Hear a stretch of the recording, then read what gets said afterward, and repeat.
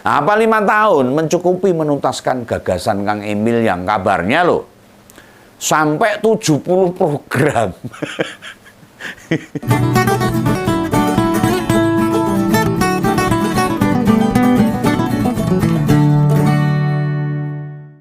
Nah, kali ini Begawan mau coba bahas pilkada di DKJ Jakarta. Soalnya beberapa hari terakhir nih keluarga Pak Jokowi lagi hype, ya, jadi terpaksa beritanya ke sana.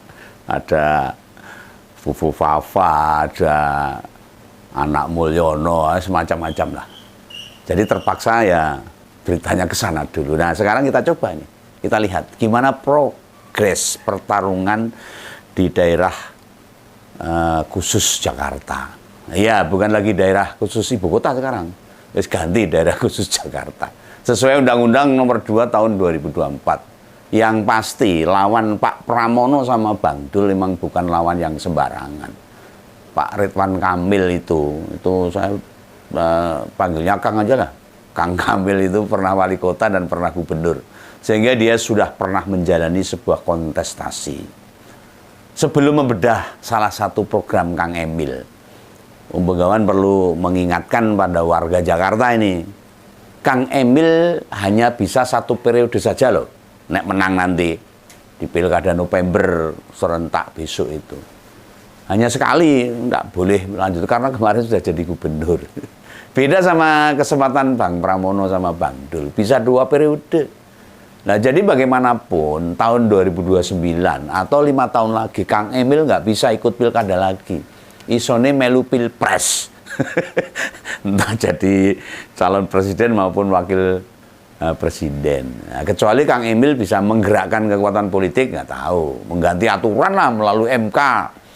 Persis seperti apa yang dilakukan Pak Jokowi kemarin. Tapi apa yang mau kayak gitu? Konstitusi diubah-ubah hanya demi kepentingan syahwat politik sesaat. Nah, mau serendah itukah pikiran Pak Kang Emil nanti? Tak kira enggak lah. Mestinya masih ada nurani. Nah, bisa jadi ada yang nanya ini atau yang mikir. Memang bila hanya 1 periode, hanya 5 tahun jadi gubernur DKJ, nek menang loh itu, apa nggak boleh? Oh ya boleh. Aturannya cuma sekali sak periodenya 5 tahun. Boleh sekali.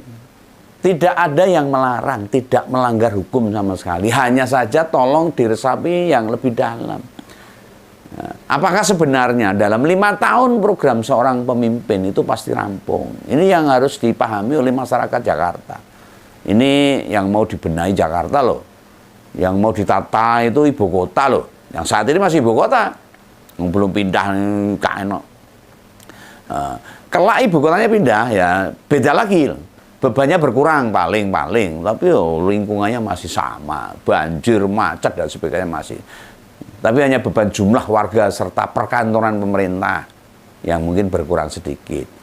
Tapi signifikan apa yang berkurang? Enggak. Ini bukan perkara sepele loh, ini di Jakarta ini. Apa 5 tahun mencukupi menuntaskan gagasan Kang Emil yang kabarnya loh sampai 70 program. Ini. Kita semua jadi saksi hidup loh ini. Masalah banjir dan kemacetan di Jakarta itu melewati masa beberapa gubernur juga masih tetap ayo banjir yo macet. Nah, mengapa? Padahal sering ganti konsep penanganannya loh. Kita ngerti program gubernur yang baik memang bisa dilanjutkan. Kang Emil itu menjanjikan kartu Jakarta Sehat dan kartu Jakarta Pintar masih lanjut. APBD online zaman Pak Ahok bakal dihidupkan lagi. Lalu perbaikan transportasi massal juga akan ditingkatkan pelayanannya. Yang melanjutkan gubernur sebelumnya. Itu memang masuk akal. Tapi masa jabatan 5 tahun itu longgar banget loh. Tiba-tiba pemilu lagi, pilkada lagi. Nah bagaimana dengan program pemukiman? Penataan tempat tinggal misalnya yang mau dikerjakan Kang Ridwan Kamil. Bagi yang belum tahu nih, Begawan tak kasih tahu ya. Kang Ridwan Kamil bakal menata hunian atau punya konsep bangun tempat tinggal di atas pasar dan stasiun. Tak bayang sih. Hunian itu ditujukan bagi warga yang bekerja di lokasi dekat dengan hunian itu. Tujuannya ada 2. agar pekerja tidak jauh menempuh perjalanan ke kantor, ngirit ongkos itu loh. Sekaligus harapannya mengurangi macet. Nah, dalam penjelasannya, membangun rumah atau tempat tinggal di atas stasiun dan pasar itu sebagai salah satu solusi di masa kepemimpinannya. Ya, rapopo. Nah, coba bayangkan ini. Apakah membangun hunian di 2 lokasi itu bisa usai dalam 1 tahun saja? Dalam pembangunan sendiri itu. Apakah akan muncul selama proses pengerjaannya? Bangunan hunian ditempati pabrik begitu. Di berbagai negara maju sudah banyak contohnya. Sudah banyak yang terjadi. Banyak itu. Memang di kota besar harus diperbanyak hunian vertikal, jadi naik, susun, rumah susun dan sebagainya. Supaya ruang terbuka hijau juga tersedia. RTH di Jakarta belum mencapai 30% loh. Seperti syarat di undang-undang. Bangunan di atas ruang publik itu namanya TOD, Transit Oriented Development.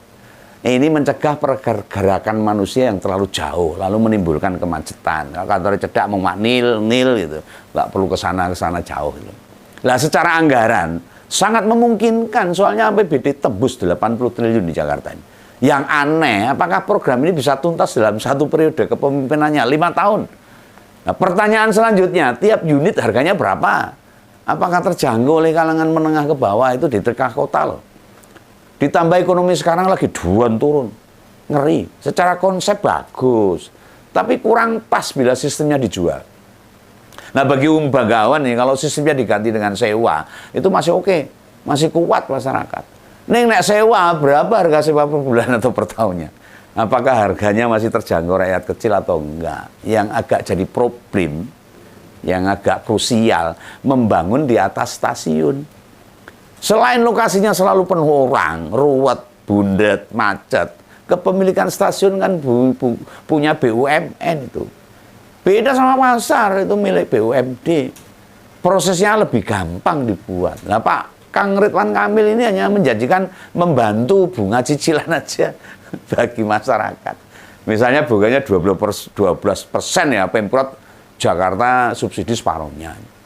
Dengan bantuan subsidi itu rakyat kecil, apalagi yang selama ini tinggal di kolong-kolong jembatan loh, kolong jalan layang dan sebagainya, di tepi sungai, bantaran sungai, ini gak akan bisa ngebeli hunian itu. Atau orang yang kerja di perkantoran seputar tempat tinggal itu ya tetap kesulitan membeli. Harganya pasti tinggi. Bila rakyat kecil aksesnya susah, otomatis nanti hunian tersebut akan dikuasai oleh orang-orang berduit lagi. Orang-orang yang punya uang, yang pengen tinggal di tengah kota. Lah buat apa membangun tempat tinggal seandainya prediksi hasil tidak akan sesuai dengan tujuannya?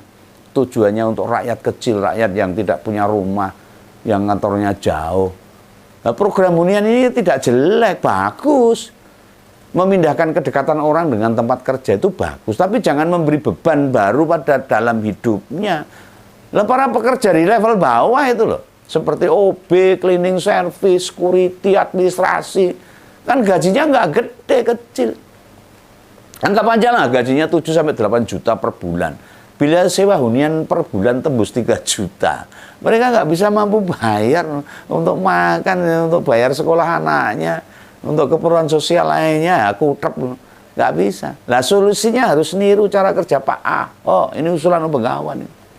Waktu buat simpang susun Semanggi itu yang dulu itu, bayangkan tuh Pak Ahok bisa bangun simpang susun Semanggi senilai 345 miliar aja tanpa pakai APBD loh itu. Bukan pula minta sama PUPR loh itu, ngutang enggak, apalagi pakai duit APBN. Cara Pak Ahok inilah yang bisa jadi solusi konkret, yang nyata. Sehingga masyarakat kecil bisa mengakses gampang lah.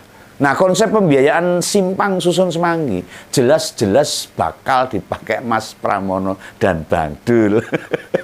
Ya karena kan Pak Ahok salah satu tim pemenangannya Mas Pramono dan Bang Dul. Bayangkan loh, duit cuma segede 345 miliar itu tahun 2016. Alias 8 tahun yang lalu. Nek dihitungkan dengan sekarang, simpang susun Semanggi bisa tembus 1 triliun loh itu. Kita butuh pemimpin yang modelannya kayak Pak Ahok ini. Proyek-proyek tidak selalu mengandalkan anggaran daerah. Termasuk gimana cara ngatasi banjir, macet. serta tantangan-tantangan lain. Ditambah masa jabatan Kang Emil yang hanya 1 periode, program-programnya nggak akan benar-benar tuntas. Ini untuk bayangan Bangkawan loh. Ya silahkan saja gimana rakyat Jakarta untuk memilih pemimpin yang bisa menuntaskan semua program-programnya. Artinya program-programnya yang mensejahterakan rakyat, yang meringankan rakyat. Apakah mau memilih calon yang hanya bisa kerja 1 periode atau yang bisa agak lama durasinya kerja sehingga menuntaskan semua program demi kesejahteraan rakyat warga Jakarta itu ya. Ini bukan kampanye loh. Ini salam Bangkawan aja. Salam ngumpul. Dadah.